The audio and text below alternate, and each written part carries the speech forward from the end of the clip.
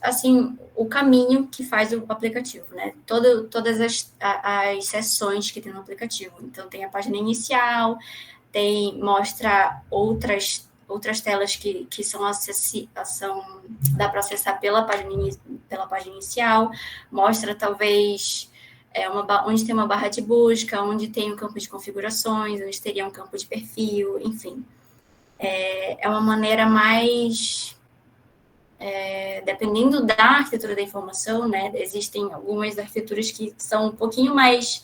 tem um nível um pouco mais superficial, que mostra de uma maneira mais ampla, assim, mais genérica, né, quais são as seções do aplicativo, e tem algumas que adentram mais, tipo, mostram mais etapas das telas. Mas, basicamente, ela vai ser o teu guia para tu saber qual é o fluxo, o que liga com o que, né, dentro do aplicativo. Então, eu gosto de deixar sempre visível a arquitetura da informação para eu estar sempre olhando, sabe? Consultando onde é que eu estou, o que vem depois, o que vem antes, enfim.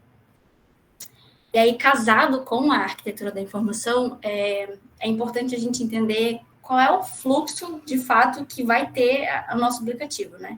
É pensar na lógica de utilização.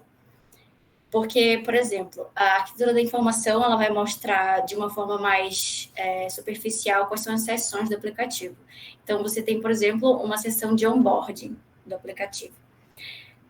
Na arquitetura está assim, onboarding. Só que você não sabe quantas telas vão ter, você não sabe quantos botões a pessoa vai apertar, você não sabe o que a pessoa vai ver nessas telas dentro dessa seção de onboarding, entendeu? Então, na lógica de utilização, você pensa tudo isso, você pensa qual é o caminho que a pessoa vai percorrer, desde quando ela abriu o aplicativo até os cafundós do aplicativo, né? Até a deep web do teu aplicativo. Então, é importante pensar nisso. E, para isso, tem algumas ferramentas.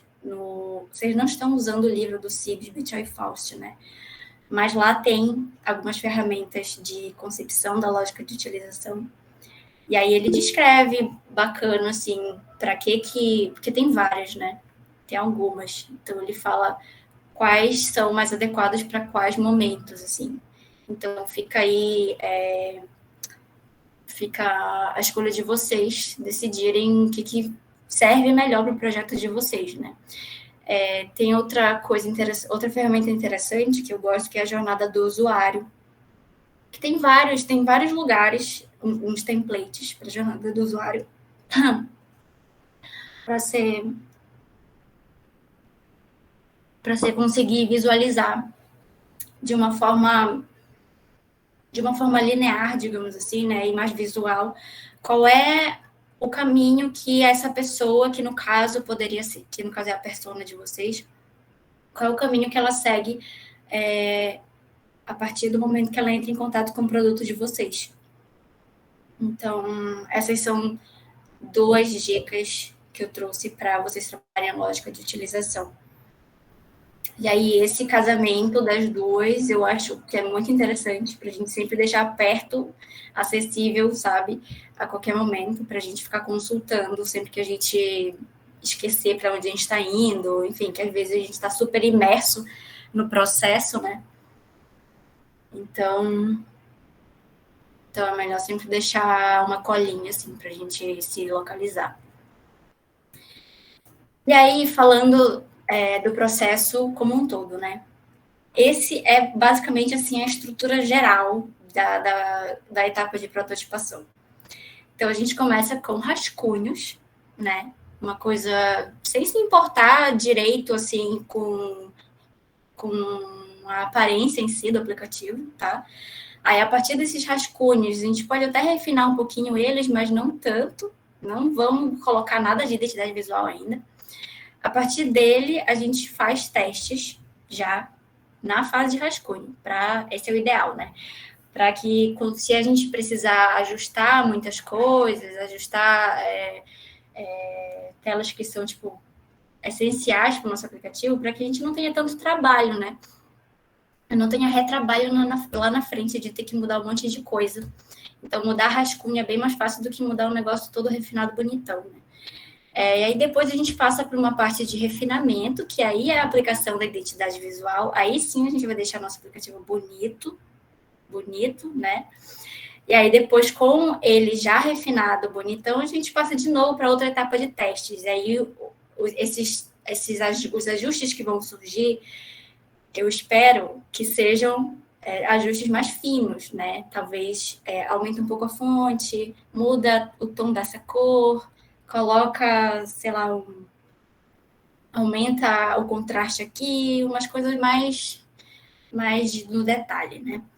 E aí, no fim, a gente tem o nosso protótipo pronto. E aí, como vocês podem ver, nessas setas cíclicas, né? Isso indica que a gente vai estar sempre, aquilo que eu falei, né? A gente vai estar sempre fazendo, testa, ajusta. Aí testa de novo, deu algum problema, ajusta de novo. Então, a gente vai estar sempre indo e vindo. E aí, se tudo estiver ok, a gente passa para... Se tudo estiver ok, a gente passa para outra etapa, né?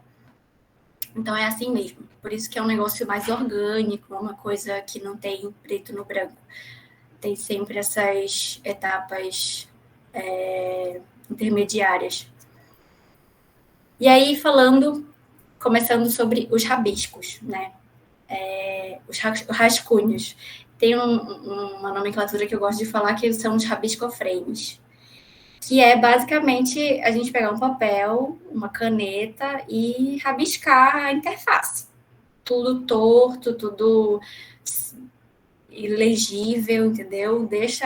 Tem que deixar mesmo a tua criatividade fluir, não se importa muito com teu toque, essas coisas.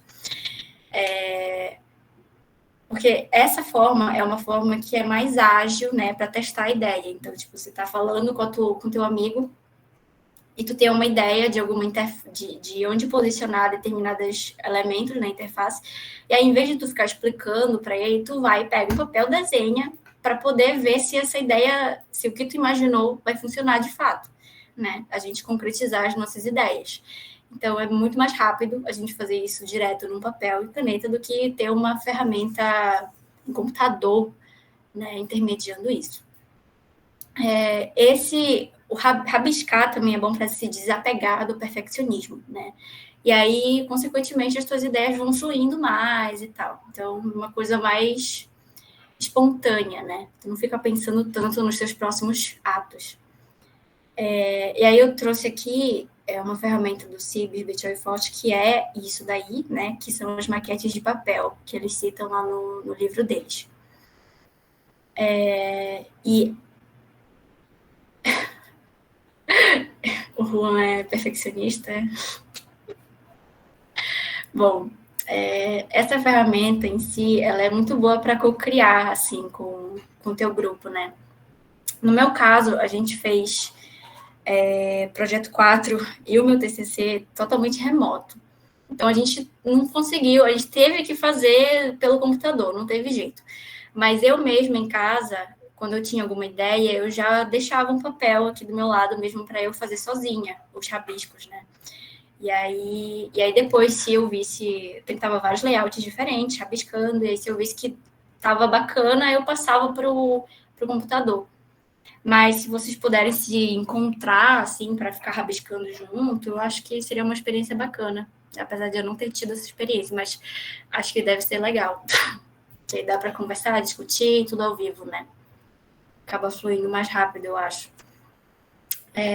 E aí, com os rabiscos feitos, né, a gente passa para um refinamento um pouco mais definidinho, que são os wireframes, né? Os wireframes, eles têm o foco na usabilidade, na composição das telas, na hierarquização dos elementos, né, o que é mais importante e o que não é, e o que é menos importante, e no fluxo das telas, né? Então, geralmente, quando vocês procuram sobre wireframes, vocês vão ver várias telinhas em preto e branco, em escala de cinza. Às vezes tem uma corzinha aqui, uma corzinha ali, mas a ideia é deixar mesmo bem neutro, bem simples, para o visual não interferir nesse momento. E aí aqui do lado tem um exemplozinho, e eu queria fazer um pequeno teste aqui com vocês, para mostrar como os wireframes uma tela não precisa exatamente ficar linda e maravilhosa para você conseguir testar ela. Tá? Então, eu tenho aqui um exemplo. Vocês conseguem me falar qual é o aplicativo que é o que está aqui na imagem? Só olhando o iframe. Podem me falar nos comentários. Acho que é o Instagram. Isso, acertou, miserável. Não é difícil, né?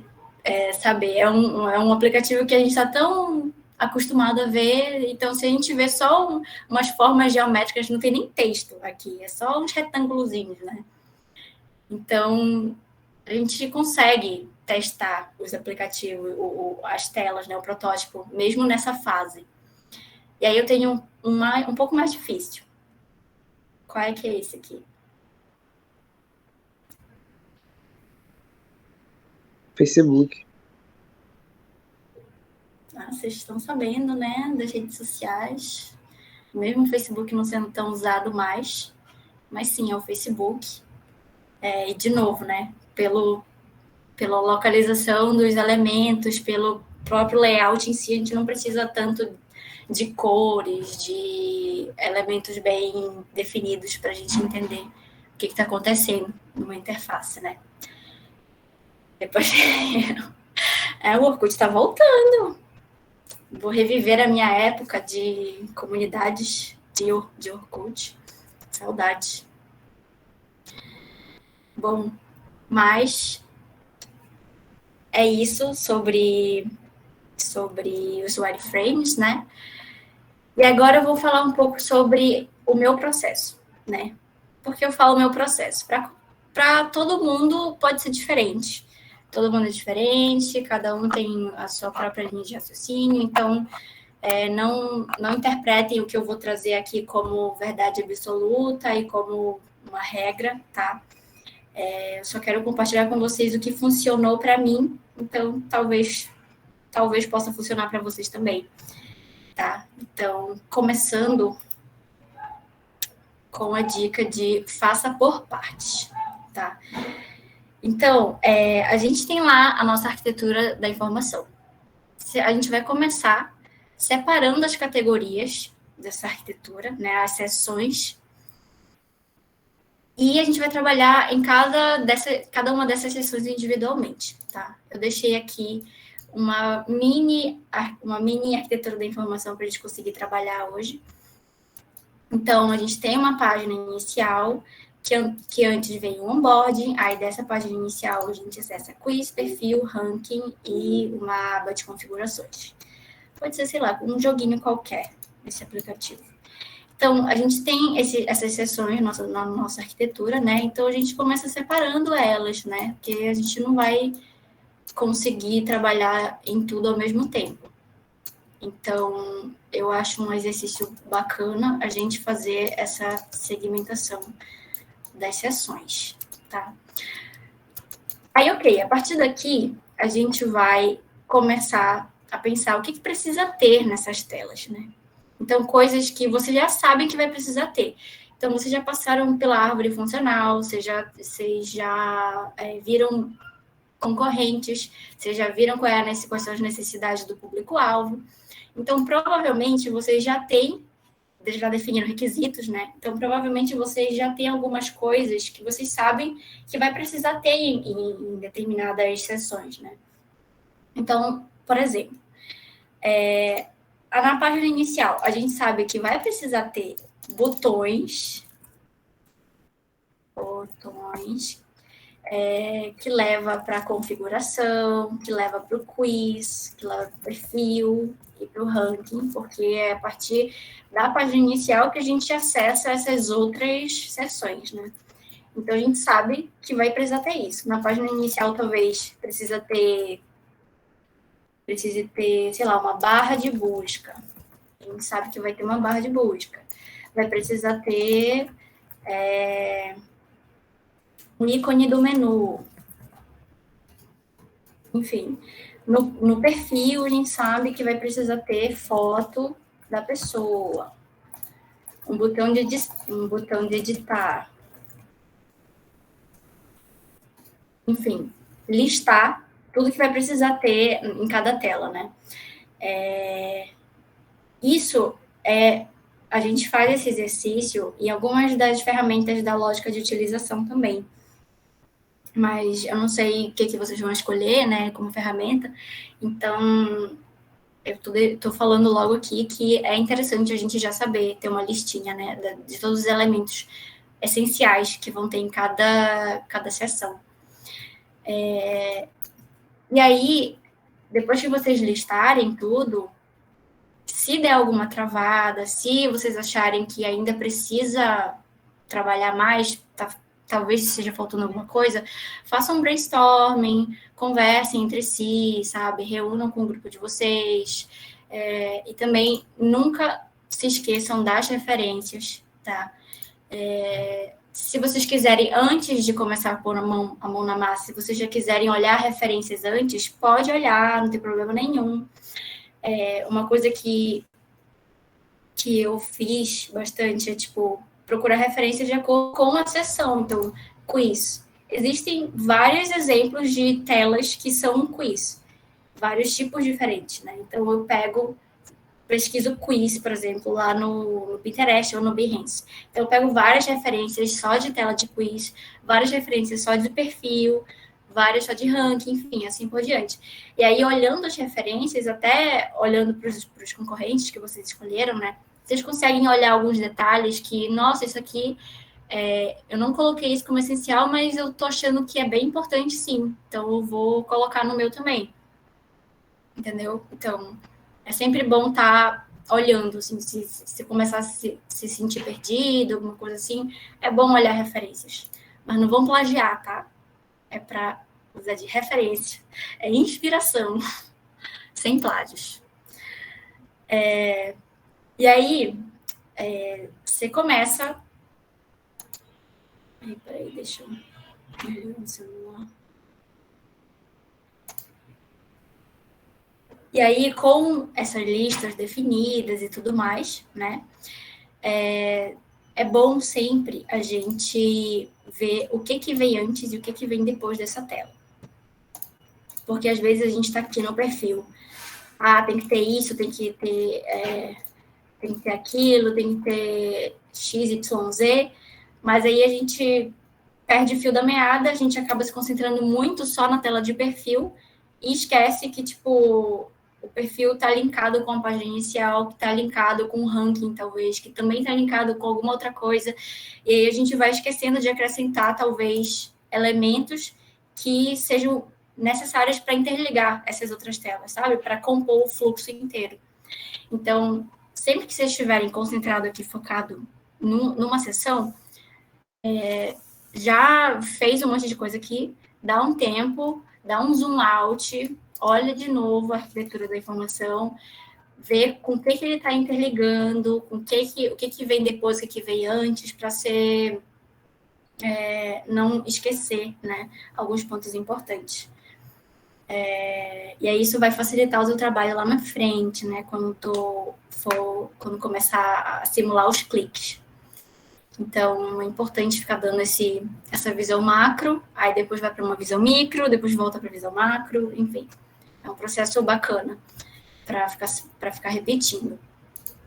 E aí, por fim, você tem todos os elementos já listados que você quer colocar, que você precisa colocar nas telas.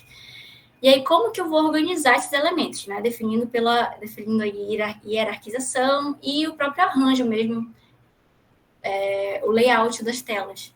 De novo, se travar, olha a referência, testa, lembra dos rabiscos? Faz rabisco, testa vários layouts diferentes.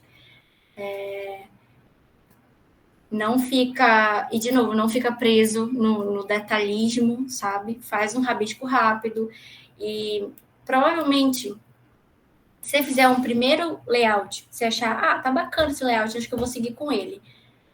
Não segue.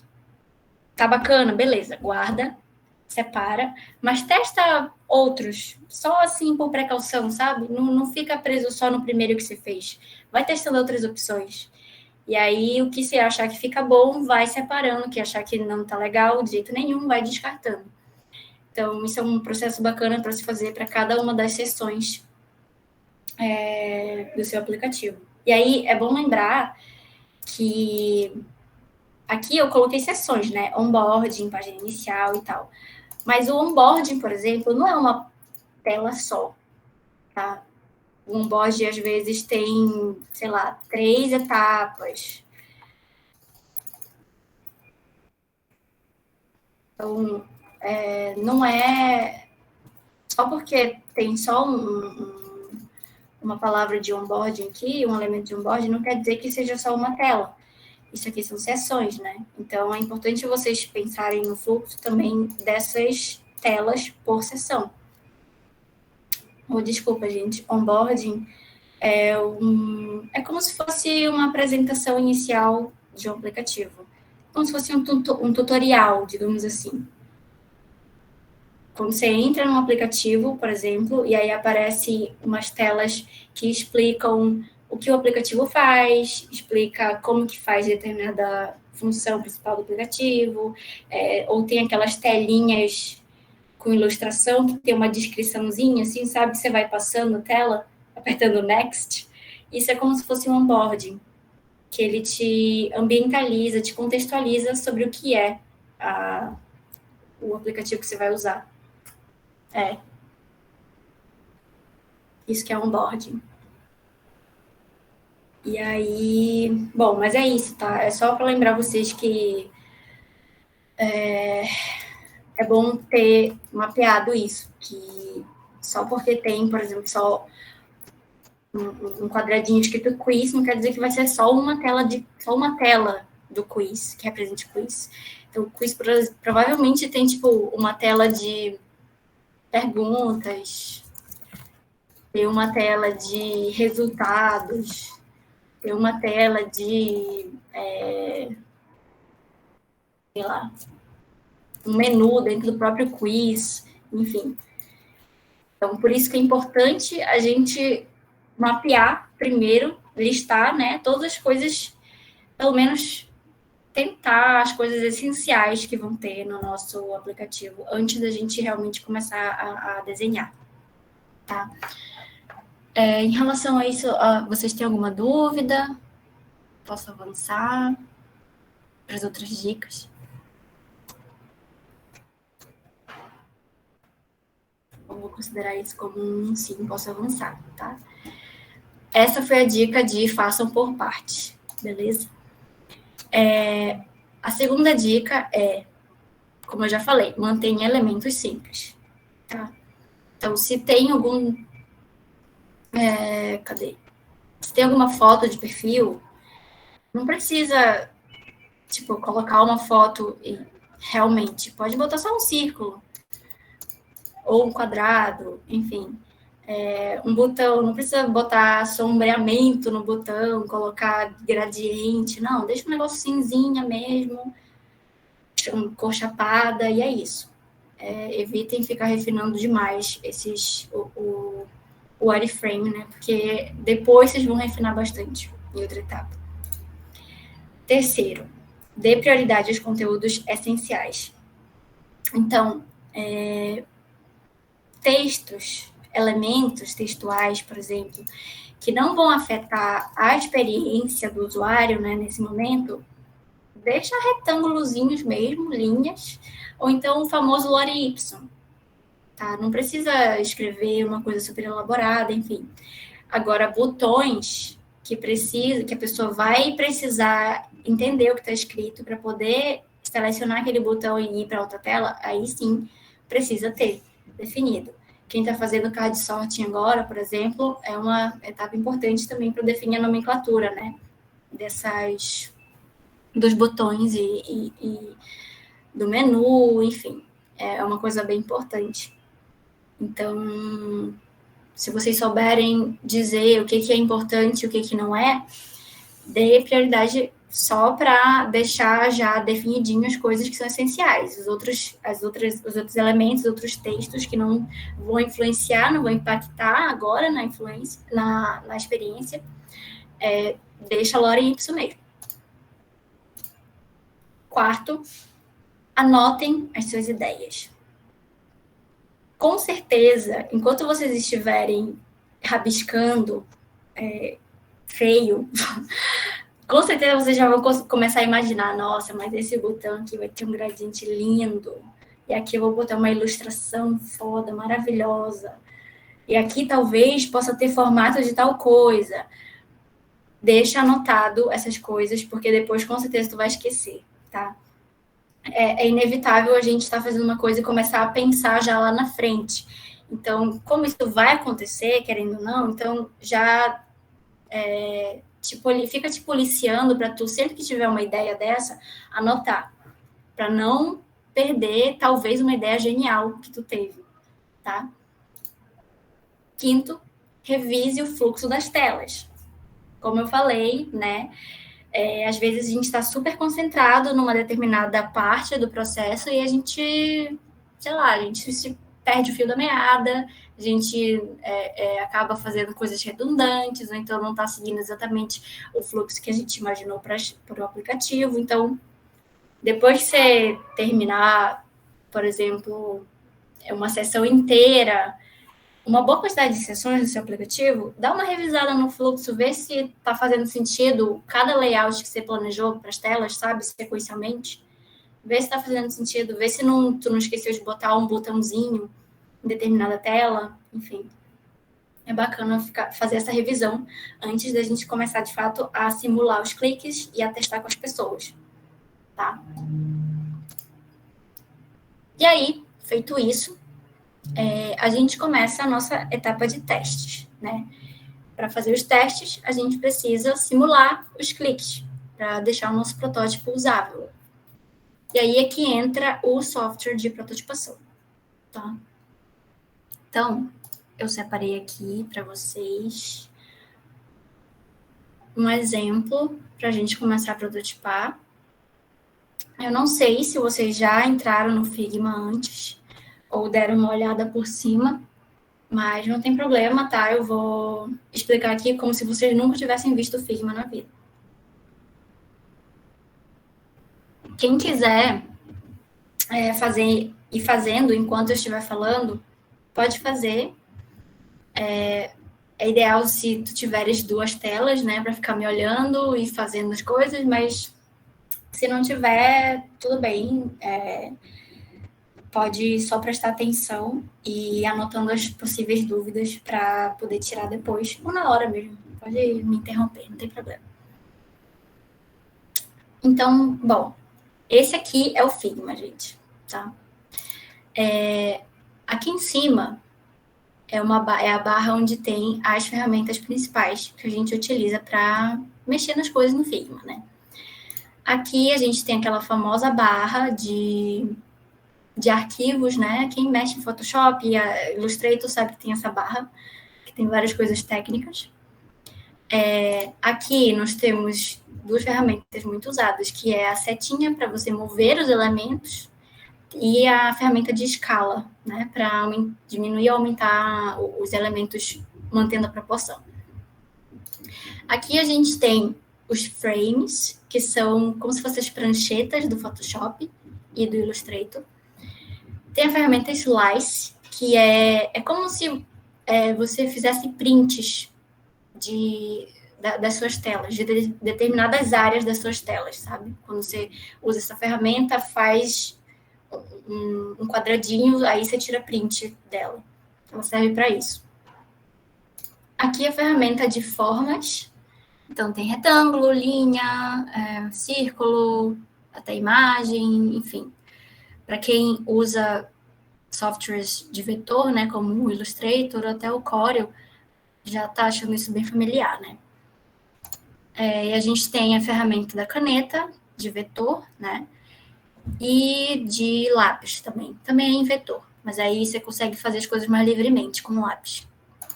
Ferramenta de texto, ferramenta da mãozinha que é para mover a tela, sem alterar as coisas.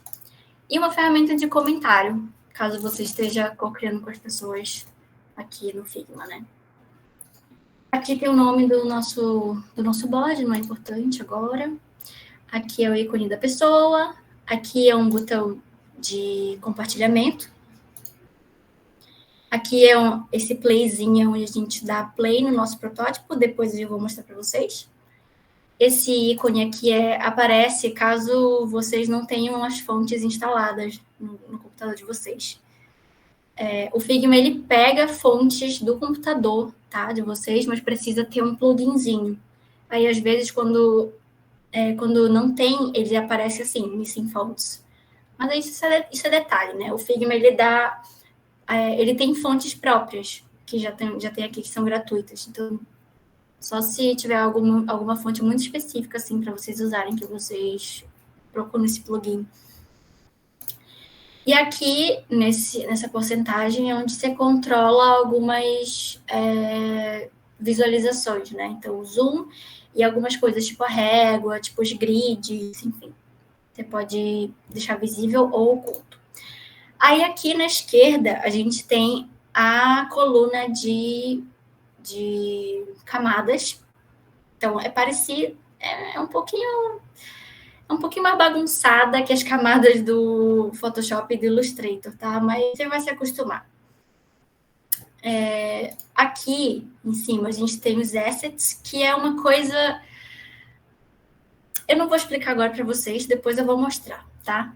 Mas isso aqui é um upgrade, assim, de um tutorial de Figma. E aqui a gente pode ocultar ou visualizar as páginas, né, do nosso board. Que a gente está trabalhando aqui, mas a gente também a gente pode trabalhar em outras páginas também, dentro do próprio board. Aí aqui do lado direito, a gente tem a nossa coluna de edição. Nessa coluna de edição, a gente tem 3 páginas, digamos assim. Uma de design, e aí essa página, toda essa coluna, ela é dinâmica, tá? Então, dependendo do que você esteja selecionando, vai aparecer coisas diferentes. Ó, tá vendo que tá mudando? Então, vai mudar os elementos que vão ter aqui, dependendo do que você selecionar. Aqui é a aba de prototipação, onde a gente simula os nossos cliques, né? Aqui não tá aparecendo nada, porque não tem nada prototipado ainda. E aqui no Inspect é uma parte mais para programação. Ele te dá já todo o código CSS das coisas. Então, tipo, você tem um quadradinho, ele já te dá em pixel qual é o tamanho, já te dá o código da cor, já faz o código CSS. Isso aqui é ótimo para caso você vá trabalhar como programador já, né? Então, você pode compartilhar o link, esse link de edição com o programador, e aí ele já vai ter acesso a todas esses detalhes, essas informações. Você não precisa passar para ele, porque já está tudo aqui. Então, é ótimo isso aqui. Mas se você não vai trabalhar com programador, nem entra aqui, tá? E, bom, isso aqui é o layout geral do Figma, tá? Aí, agora, eu trouxe aqui um exemplo do Instagram. E aqui eu posicionei as 3 etapas, como eu tinha falado antes, né? Uma parte de rabisco, que eu fiz rapidamente. Uma parte que eu já refinei, que é o wireframe. E a outra parte que é já o produto final, totalmente refinado. Aí eu vou fazer com vocês agora esse daqui, o feed do Instagram. Então, a gente tem aqui o rabisco, né? E temos a parte refinada. Aí eu vou fazer com vocês agora o wireframe. Então, primeira coisa, a gente precisa criar um frame para poder usar as coisas do Figma direito, né? Então, a gente vem aqui na ferramenta de frame. E aí, quando a gente seleciona, você já vê que aqui muda as opções, né? A gente pode já usar um preset de tamanhos que o Figma já traz. Então, tem de tablet, desktop, de papel, impresso, enfim. Ou você pode fazer uma livremente aqui, qualquer tamanho que você quiser, tá? Mas aí, no meu caso, eu vou usar de um tamanho já fixo, que é do iPhone. Beleza. Tem aqui o meu frame. Agora, a gente vai começar a refinar isso daqui, né? O que eu gosto de fazer no início, para começar. Só olhando aqui o meu olhando aqui o meu rabisco, eu consigo identificar que existem determinados segmentos no nosso layout, né? Então, por exemplo, aqui já é um segmento. Deixa eu deixar aqui, ó. Aqui eu já posso fazer um segmento que é dos stories. Aqui é um outro segmento que é como se fosse o header, né, da nossa tela. Aqui já é outro grupo, segmento, que é o post em si. Aqui embaixo já é outro, que é dos comentários, né? Então, eu gosto de ver isso aí e trabalhar eles separados.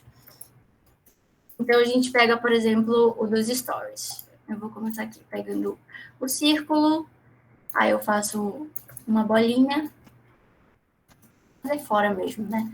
Deixa eu botar pra cá. Aí eu vou dando algumas dicas enquanto eu tô editando, tá? Para fazer a bolinha, se você segurar Shift, ela é redimensionada mantendo a proporção. Se você não segurar, ela pode deformar. Então, é bacana sempre usar o Shift pressionado. Eu vou pegar esse texto daqui só para me ajudar.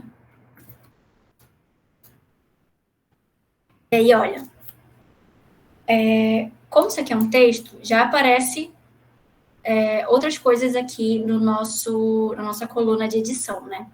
Aqui você consegue editar a fonte, consegue editar o peso da fonte, o tamanho, isso aqui é a linha, né, o espaçamento entre linhas, consegue editar o espaçamento entre caracteres, enfim, o alinhamento na caixa de edição, né, a cor, consegue colocar, isso aqui é a linha do contorno, né, você consegue colocar efeitos, isso para qualquer, além do texto, para qualquer elemento, né? Algumas coisas. Você consegue colocar sombra, consegue colocar, deixar borrado. E isso daqui embaixo, o export, é para você salvar, exportar, né? O seu elemento. Então, dá para exportar em PNG, JPG, SVG e PDF. Beleza, deixa eu colocar aqui. Stories. Aumentar um pouquinho o tamanho. Tá. Aí eu fiz isso, eu gosto de salvar como grupo. Então, para salvar como um grupo, agrupar, você pode clicar com o botão direito e escolher aqui, Group Selection. Ou você aperta o atalho Ctrl G, que é bem mais fácil, né? Então, eu tenho uma bolotinha aqui já dos stories. Aí eu vou querer copiar ela para fazer vários, né? Então, uma dica. Em vez de apertar Ctrl C, Ctrl V, você usa Alt, pressiona Alt, o ícone já muda, e arrasta para o lado. Deixa eu só ver o espaçamento que está ok. Tá. E aí, uma dica muito bacana do Figma. Não só do Figma, de outros softwares também, alguns têm. Quando você faz isso, aperta Alt e arrasta para o lado, se você quiser repetir vários, né? Tem vários itens para fazer, você não precisa ficar copiando e colando e tal. Você pode apertar Ctrl D, que ele vai repetindo o que você fez. Tá vendo? Ele tá colando exatamente o mesmo elemento na mesma distância que eu defini anteriormente, só apertando Ctrl D. Então, isso aqui é muito legal para fazer, caso você precise, caso você tenha muitos elementos, né, para repetir. Então, eu gosto bastante, tá? E aí, de novo, eu pego toda essa seção e junto com um Ctrl G para agrupar. Isso aqui tá ok, eu vou deixar aqui. Tá meio grande, na verdade, mas... Aí eu vou continuar fazendo, tá? Vou pegar aqui o header, vou fazer só um retângulozinho para dizer que é o logo do Instagram. Vou pegar... Para os ícones, eu vou deixar só um círculo, para também não ficar ocupando o tempo de vocês. Então, essa parte de... Aí eu junto também. Essa parte de cima tá ok. Aqui eu vou fazer agora o post em si. Ops. Fulana de tal.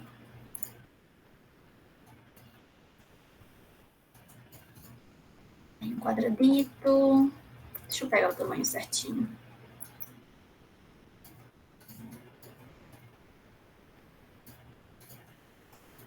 Aí aqui eu já vou pegar, para os ícones, eu vou pegar aqui uma colinha que eu deixei.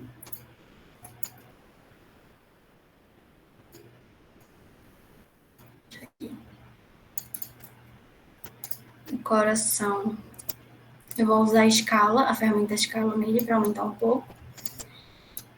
Tá me dando um pouco de agonia que ele tá mais grosso que os outros? Tá me dando, mas eu vou deixar, vou só ignorar, tá? Eu vou virar também o taburetinho. Nossa, mesmo, tá errado, mas... Né, vamos tirar o perfeccionismo da cabeça.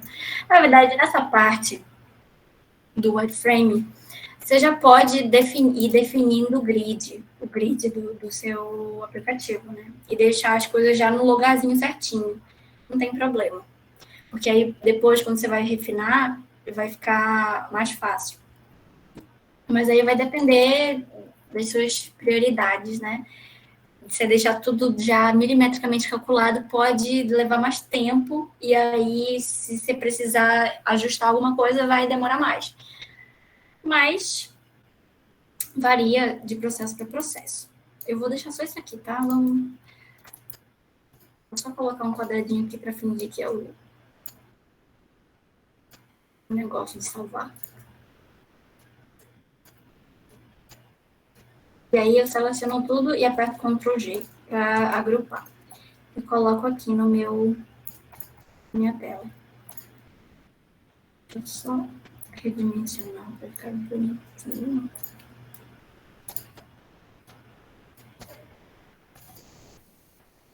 Olha a vantagem de agrupar as coisas, né? Em vez de mexer cada um por si, eu mexo tudo junto de uma vez.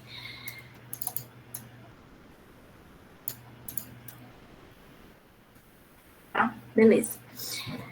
Aí, os comentários, eu vou deixar só 2 retângulos. E aí, um exemplo de alinhamento, né? Em vez de ficar procurando aqui onde é que é o meio da tela, você pode vir aqui direto nesses presets de alinhamento. Então, dá para alinhar na esquerda, na direita, em cima, embaixo, enfim. Isso tem no Photoshop, tem no Illustrator, mas para quem não está acostumado, é bom sempre lembrar que tem essa possibilidade, tá? Beleza. Vou fazer mais aqui para dizer que são vários comentários. E vou pegar a última seção da minha tela, que é o menu de navegação. Eu já deixei separado aqui. Oh, de graça.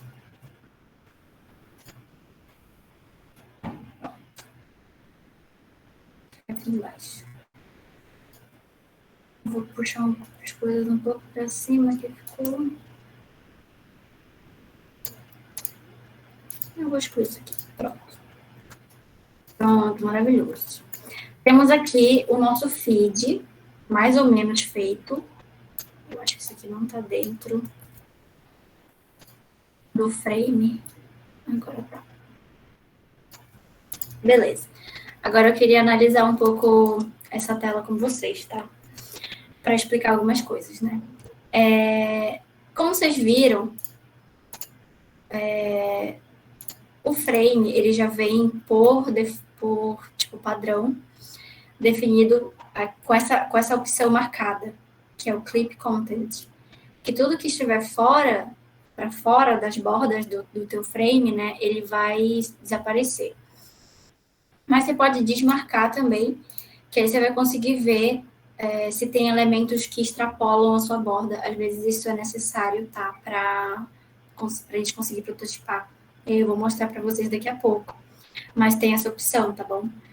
Então, eu recomendo sempre deixar como padrão assim, selecionado, para a gente conseguir ver o que está dentro do frame, porque às vezes, aconteceu ainda agora, a gente faz um elemento, a gente cola um elemento, a gente acha que está dentro, mas aí a gente vai mexer e está fora, e aí isso às vezes dá uma cagada, quando você vai salvar as coisas e tal.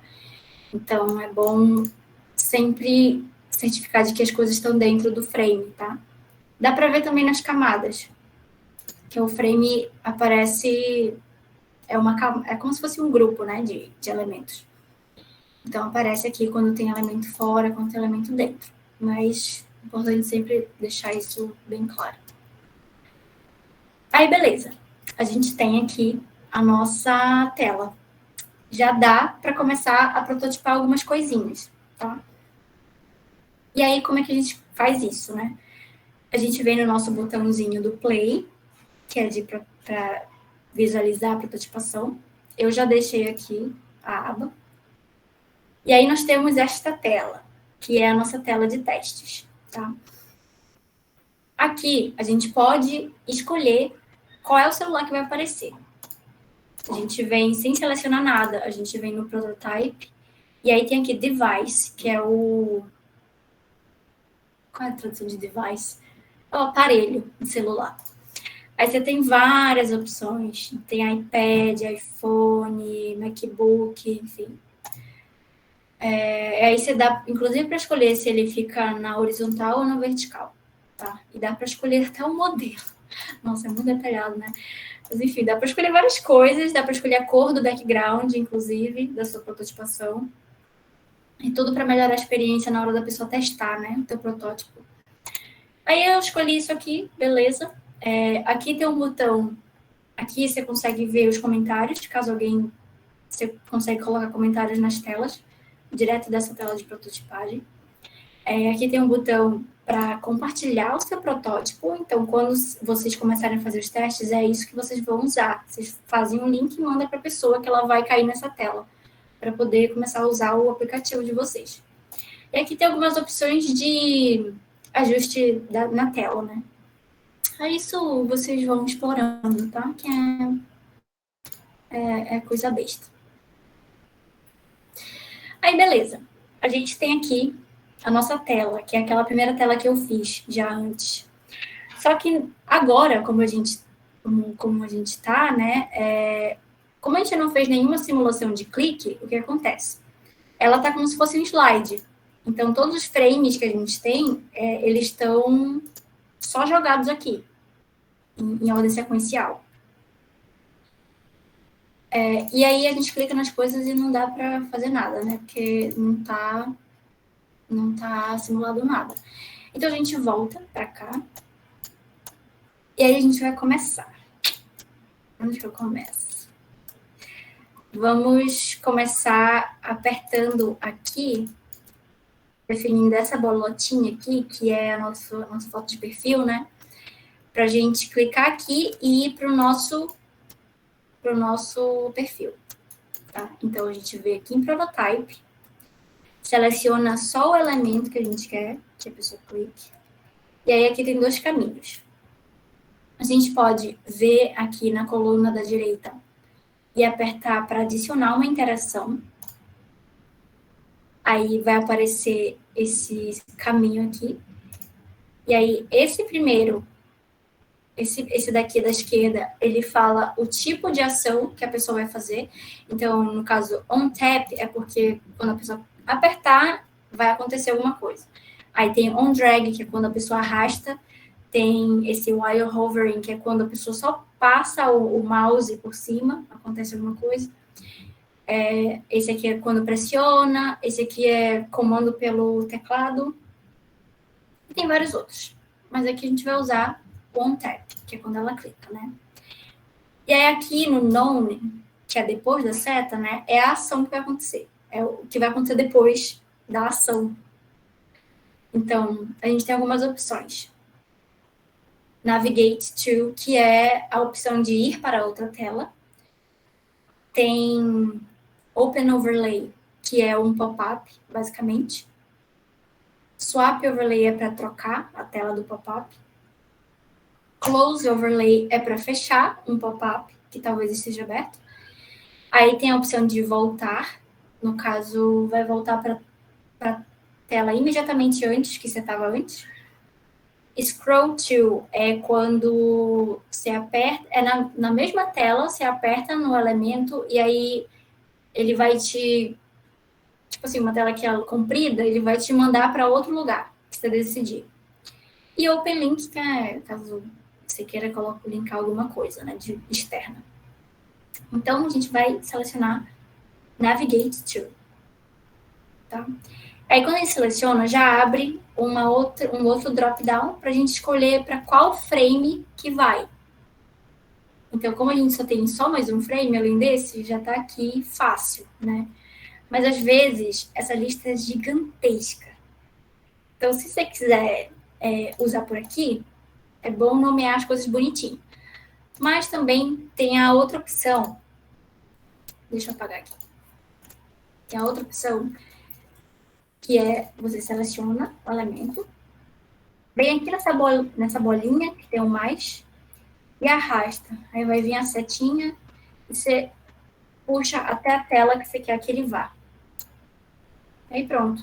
Aí ele já vem automaticamente como on tap e navigate to, tá? E aí, às vezes, isso poupa trabalho, mas vai depender do que vocês querem, né? E aí, definida a nossa animação, a nossa interação, né? A gente consegue refinar um pouco mais essa interação, adicionando animações para ela. Então, aqui no Animation, né? Tem esse Instant, que já vem como padrão, que é tipo, é um corte seco. Vai só passar para outra tela. Tem o Dissolve, que é como se fosse um fade, né? Smart Animate. Como é que eu vou explicar para vocês? É tipo... Ele faz um negócio um pouco mais fluido. É uma transição um pouco mais fluida. Só vocês vendo para entender. Vão testando quando vocês estiverem prototipando.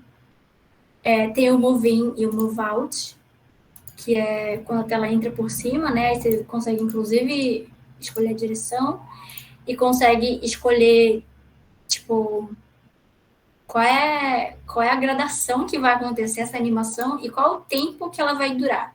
Então, é bem detalhado, assim, tá? Vocês têm que ir testando e é isso. Porque tem muitas coisas diferentes. Então, eu vou botar aqui um Move In, para ele entrar assim no nosso aplicativo. Beleza. Feito isso, a gente volta na tela. E aí é incrível o Figma, porque ele já... Tudo que você fizer de edição no arquivo de edição, né? Ele já vai atualizando automaticamente o link do protótipo. Então, você não precisa ficar atualizando o link. É o mesmo link para sempre. Aí, tudo que você fizer de diferente, ele vai atualizar sozinho.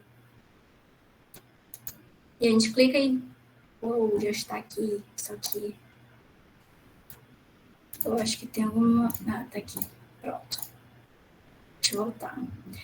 Aí agora a gente consegue clicar nesse botãozinho. E aí, só para vocês verem, olha, quando a gente clica em algum outro lugar que não é clicável, ele acende uma luzinha azul mostrando onde é clicável, tá?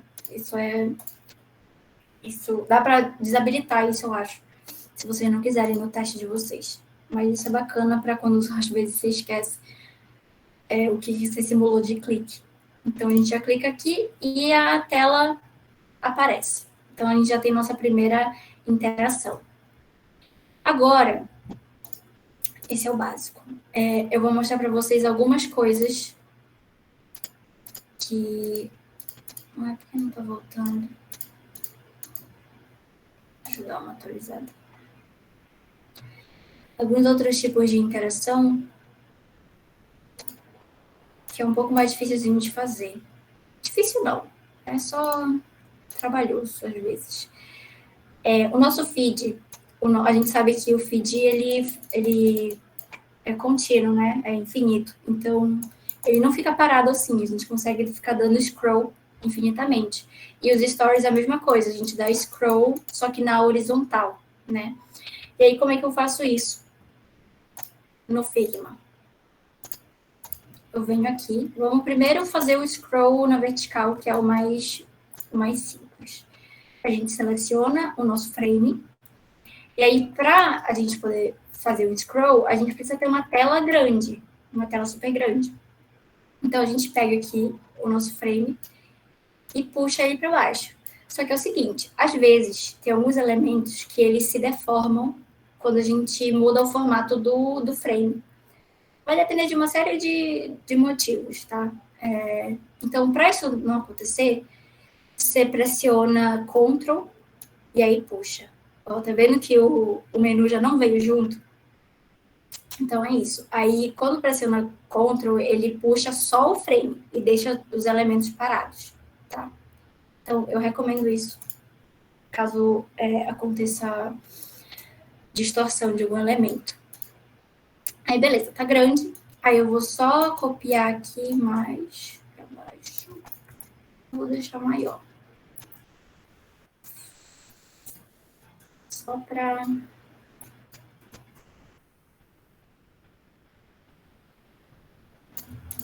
Nossa, aí eu já deixei maior. Grande demais. Pronto. Aí, se a gente voltar pra cá, a gente já tem o nosso scroll vertical. Só que tem um porém, né?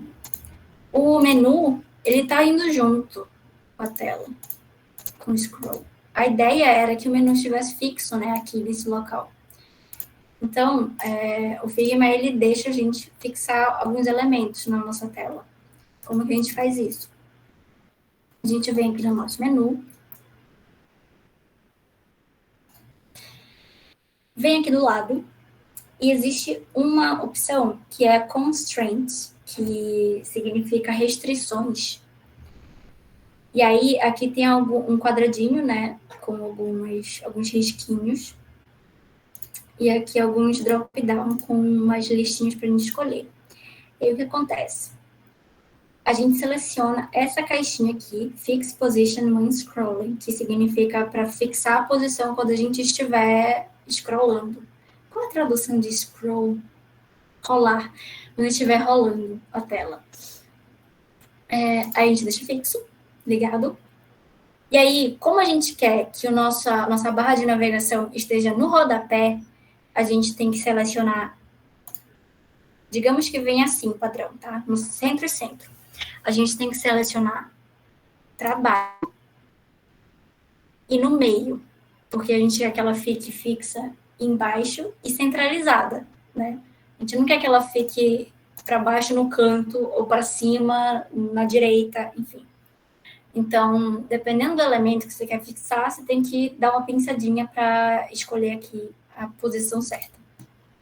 Então, quando a gente volta aqui, nossa barra de navegação já está fixa, tá vendo? E aí, deixa eu mudar aqui só para vocês verem. Se a gente selecionar em cima e na direita, por exemplo. Ela continua igual, bacana, né? Olha, ela sumiu agora. Enfim. Ah, tá aí, ela sumiu. Ah, acho que é porque ela é na direita. Calma lá. Ela desapareceu, não sei para onde ela foi, tá? Mas é isso. Deixem no lugar certo. E aí, às vezes, é testar. Ah, já sei o que foi, eu não atualizei. Eu acho que para determinadas coisas tem que dar uma atualizada. Mas, enfim. Isso também serve para, por exemplo, se vocês quiserem colocar um botão flutuante. Tem bastante, né, em alguns aplicativos. Aí vocês põem isso, vocês sempre consideram, por exemplo, se quer que esse botão fique para baixo, né, perto do rodapé, não deixa o botão aqui, assim, sabe? Deixa aqui embaixo, que é perto do rodapé, lá para baixo mesmo. Aí, ó, no momento ele tá lá embaixo, né, tá indo junto com a tela, mas aí você fixa a posição. Deixa eu ver se ele aparece lá, não. E você deixa embaixo e na direita. Gente, não tá aparecendo. Tem como fazer o objeto sumir enquanto rola a tela para baixo e aparecer quando volta a rolar para cima? Olha, eu acho que tem, mas eu ainda não fiz essa interação, eu acho. Mas tem como fazer algumas gambiarras para isso acontecer. Porque existe aquela ação que é de arrastar, né? Então, você consegue definir se a pessoa arrastar em qualquer lugar, acontece determinada coisa. Então, talvez dê para fazer. Mas aí, às vezes, é usada a criatividade. Porque, por exemplo, como eu não sei como faz, eu faria com duas telas diferentes. Eu pegaria uma tela que tem um elemento, que vai desaparecer depois.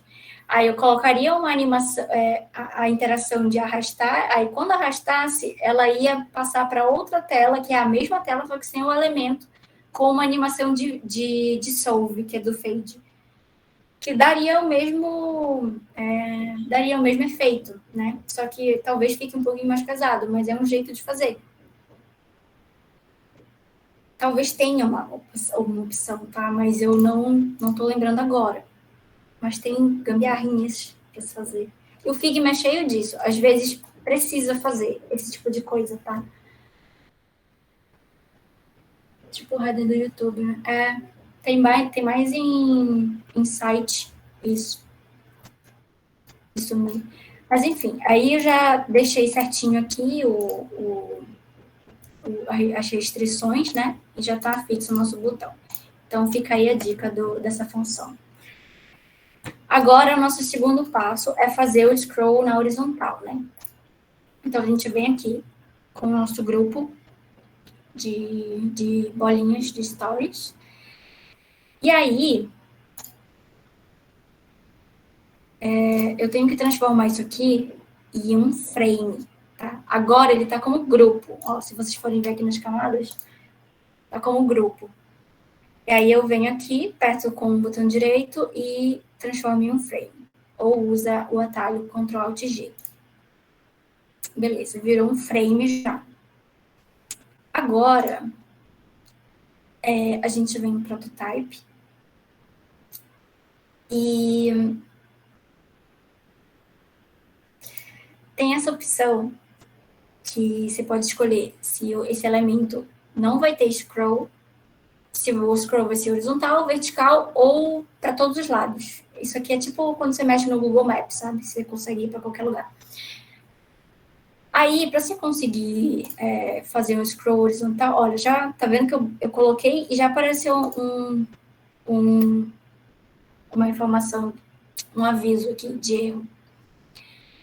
Para você conseguir fazer um scroll horizontal, você precisa fazer com que o frame... Deixa eu mostrar aqui para vocês. Pronto. Ó, o frame está cobrindo todos os elementos, né? Só que para poder fazer o scroll, a gente precisa fazer com que o frame termine antes do fim dos elementos. Aí, os elementos que estiverem para fora do frame, eles não vão aparecer.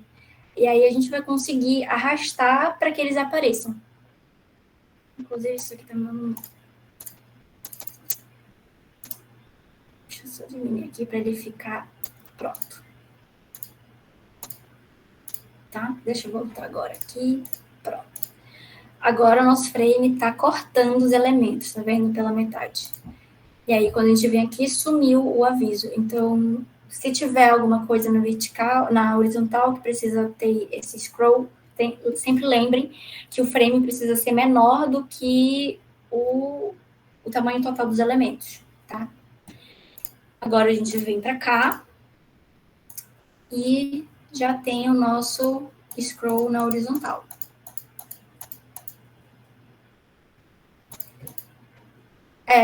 Tem também a possibilidade de usar o auto layout. Se você estiver trabalhando, principalmente se você quiser trabalhar com responsividade, responsividade é quando o layout da tela se ajusta de acordo com o tamanho, né? O tamanho da tela. Então, o auto layout é uma boa saída, se você quiser trabalhar com responsividade. Ele é um pouquinho mais chatinho de trabalhar, porque você tem que separar bem as camadas, separar bem os elementos, para poder aplicar o auto layout. Então, deixa eu achar aqui. Tá bem aqui, ó, auto layout, essa opção. Aí, ó, vocês já viram que mudou, né? Consegue, tipo, definir o espaçamento fixo, definir o alinhamento dos elementos, definir onde que eles vão estar alinhados, várias coisas. E aí, tipo, essas configurações que você deixou, elas vão se repetir proporcionalmente de acordo com o tamanho da tela que você estiver mexendo. Ó, tá vendo que... Deixa eu botar pra cá. Tá vendo que ele não fica lá, ele vem junto, para sempre se manter no meio, porque eu botei aqui no meio. Aqui é a mesma coisa, ó. Separa todos os elementos. E aí, o que eu falei sobre dar um trabalhinho é justamente isso. Você quer comentar alguma coisa?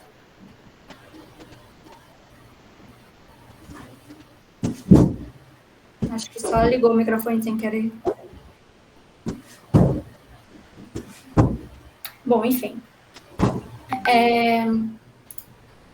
Aí, enfim, como eu estava falando, o auto layout, ele é bem prático, é bem útil, mas aí você tem que sempre deixar bem organizadinho. Aqui, como eu organizo em grupos, aí já tá de boa. Por exemplo, esse elemento, ele tá meio solto aqui né? Ele não tá junto com esse daqui. Mas é uma opção. Eu acho um pouco mais complicado de mexer no início, sim, para quem tá começando, mas se vocês quiserem testar, fiquem à vontade. Deixa eu dar Ctrl Z para sempre aqui, para voltar. Pronto. Beleza. Ok, agora a gente já tem o scroll, já tem nossa troca de página, né? Agora a gente vem para cá, para essa tela, para mostrar para vocês como é que faz um pop-up.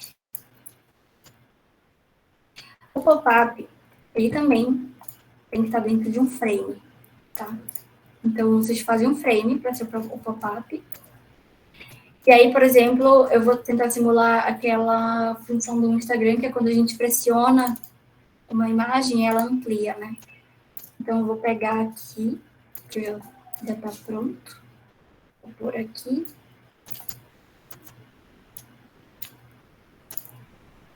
E vou só deixar certinho. Vou até mudar a cor. Só para... Pronto. Esse aqui é o nosso pop-up. É como a gente vai fazer. Igual como da outra vez. Seleciona. Leva para o nosso pop-up. E aqui, em vez de eu colocar on tap, eu vou botar while pressing, que é quando a gente está pressionando, né? Para aparecer nosso pop-up. Aí, em vez de ser navigate to, é open overlay, para poder abrir o pop-up. Aí, quando a gente seleciona isso, ele dá algumas outras possibilidades. De alinhamento do nosso pop-up. Então, você pode alinhar em cima, embaixo, na esquerda, na direita. Pode ser manualmente, você escolhe onde ele vai aparecer. No caso, eu vou colocar no centro. Centered, pronto. Aqui já vem também botões mais rápidos, atalhos, né? Aí aqui, algumas caixas, você pode escolher se quer que ele feche quando aperte fora do pop-up. E aqui é quando, se você quiser, tipo assim, aparece pop-up e o fundo fica escuro, entendeu? Você pode colocar isso também. Aí eu vou escolher a animação, vou botar dissolve. Pronto. Aí a gente vem aqui e pressiona, aí aparece o pop-up de boa. É quando eu solto, ele some, no caso. Tá? Então, coisa simples. Eu acho que com essas opções vocês já conseguem fazer várias coisas. E aí eu tenho umas dicas para facilitar o trabalho de vocês na hora de refinar.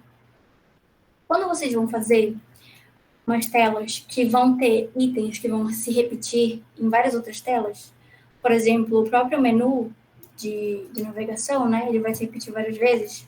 Em vez de vocês copiarem e colarem nas telas, antes disso, vocês façam o menu normal. Ok. Fiz aqui o primeiro exemplo do menu. E aí, antes de começar a copiar e colar, vocês vêm aqui, seleciona, agrupadinho, tá? E vem aqui em cima. Esse ícone daqui é para você criar um componente. Então, quando você aperta, ele muda a cor da caixinha delimitadora. Ele era azul, né? Agora ficou lilás. E o ícone também muda nas camadas. Vocês conseguem ver que tem até outros elementos que estão lilás, que eles também já são componentes. Isso daqui, quando tá... não consigo dar zoom. Isso aqui, quando tá preenchido, é porque ele é um componente mãe, digamos assim. Agora, se vocês forem copiar e colar no local... Tá vendo aqui? Ele é um losango vazado. Então, quer dizer que ele é um componente filho do componente mãe. Inclusive, se vocês quiserem voltar para o componente mãe, dá para apertar com o botão direito e selecionar Go to Main Components, que vocês conseguem encontrar qual é o componente mãe. E aí, por quê, né? Essa história de componente mãe, componente filho e tal. Tudo que eu fizer no componente mãe vai repetir no componente filho imediatamente. Deixa eu mudar o fundo para ser mais... Então, só repete automaticamente. Então, na hora de refinar, é 1000 vezes mais fácil você já trabalhar com componentes mães desde o início, na hora que está fazendo o wireframe, em vez de depois ter o retrabalho de mudar de cor as coisas e copiar e colar tudo de novo.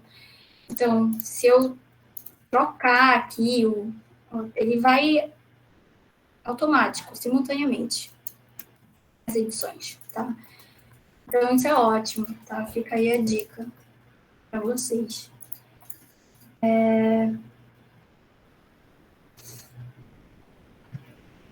Bom, e aí, lembra que eu deixei para falar depois desse assets? Pois é. Esse assets, ele está diretamente ligado com componentes. Então, quando a gente tem um componente, a gente tem uma lista de componentes filhos, a gente pode selecionar um componente filho e trocar por outro, sem grandes problemas. Então, por exemplo, essa lista de ícones que eu já tinha separado, eles todos estão interligados. Eles são componentes. Então, quando eu venho aqui, não precisa nem ser assets. Se eu vier aqui do lado, eu já tenho uma lista que eu posso trocar esse ícone por qualquer outro que esteja interligado. Então, às vezes, isso é bem mais prático do que você ficar copiando e colando elementos toda hora. E aí, esses assets, você consegue ver a lista deles todos aqui, nessa aba. Tá? Tudo que for componente, ele vai aparecer no assets.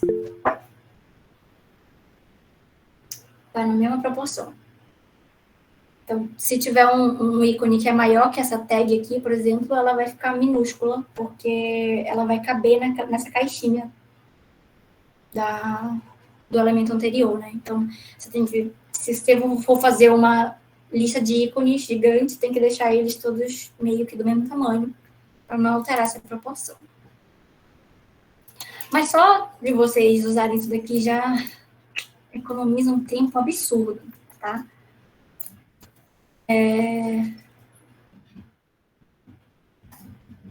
Bom, Vocês têm alguma dúvida até aqui? Vocês querem que eu explique mais alguma outra coisa? Porque assim, esse é o básico do básico. A partir daqui é mais trabalhar com atalhos e explorar quais são as possibilidades, porque tem muita animação diferente, tem muita coisa que, se você entender a função, como é que funciona essas ferramentas, você consegue, tipo, soltar a tua criatividade, sabe? E fazer algumas gambiarra. Eu falo gambiarra, mas parece errado, né? Mas não é errado. É, tipo, formas criativas de se solucionar um problema, tendo em vista que a gente tem um software um pouco limitado, que não faz tudo magicamente, né? Ou também o problema da nossa falta de conhecimento, né? Às vezes a gente não sabe como fazer uma coisa, mas tem outra forma de fazer. Então, vocês explorando bem essas ferramentas e entendendo como elas funcionam, vai ajudar vocês a encontrarem caminhos, saídas criativas. E aí eu queria mostrar para vocês, se não tiver mais perguntas, o protótipo do meu TCC, que é esse daqui. Aqui, como eu falei para vocês, né, cada seçãozinha do nosso aplicativo pode ter várias telas por seção. Isso aqui é pouca tela, na verdade, né? Porque o nosso aplicativo ele é bem simples. Então, se vocês forem fazer um aplicativo mais complexozinho, vai ter bem mais tela que isso. Mas, enfim. Aí, o que eu e a Mayara, né, que é a minha parceira, a gente fez para se organizar. A gente colocou as telas em ordem, que elas apareciam, né? Seguindo a nossa arquitetura da informação. E aí a gente colocou por fora, sem estar atrelado a um frame específico, a gente colocou esses quadrados que mostram quais são as seções do aplicativo. Então fica bem mais fácil de navegar quando a gente precisa editar uma coisa específica em alguma tela X. A gente vem direto, é na tela principal. Então eu vou aqui já estou em essa tela principal. Então é isso, foi esse processo que a gente fez. A gente rascunhou, fez o wireframe, aqui no Figma, né, o wireframe. A gente foi fazendo tela por tela. Depois, a gente já estava fazendo em componentes algumas coisas, outras coisas não. Mas aí a gente já deixou separado, daqui os componentes, ó. A gente já deixou separado para a gente conseguir alterar depois com os ajustes, né? Com o refinamento, quer dizer. E aí, só para mostrar para vocês como é que fica um pouco cheio de linhas azuis, né? Só um pouquinho, mas é isso. Não fiquem com tanto medo, porque acontece, faz parte do processo, tá? Mas se você selecionar uma, ela aparece só, some a maioria, aparece só o que está ligado numa tela. Então, às vezes, não vai ser sempre todo esse emaranhado de linhas, tá? Mas é isso, gente. Essas são as coisas básicas, assim, que precisa saber para começar a mexer no Figma. Fora isso, tem coisas aqui que são bem intuitivas, tá? Se você já mexeu em Photoshop, em Illustrator, com certeza já mexeram, vocês vão tirar de letra isso aqui, essa aba, porque é tudo meio parecido, tá? E, fora isso, vocês explorarem os diferentes tipos de interação na prototipação e diferentes tipos de animação também. E aí, creio que vocês vão conseguir fazer um protótipo bem legal. Eu já coloquei aqui na apresentação alguns atalhos, assim, que eu uso mais no Figma, caso vocês queiram usar também. Eu só trabalho com atalho, eu acho maravilhoso. E aí, só voltando para encerrar o nosso fluxo, né? A gente vai refinar. Depois que fez os testes, né, com com o wireframe, a gente refina, aplicando a identidade visual. Depois, de novo, faz testes. E, no final, tem o nosso protótipo pronto, se não tiver nenhum outros ajustes para fazer. E aí, enfim, gente, muito obrigada pela oportunidade de novo de estar falando com vocês. Não sei se a gente vai se ver de novo, mas boa sorte aí no projeto de vocês. Qualquer coisa, estou disponível, tá aqui as minhas redes sociais.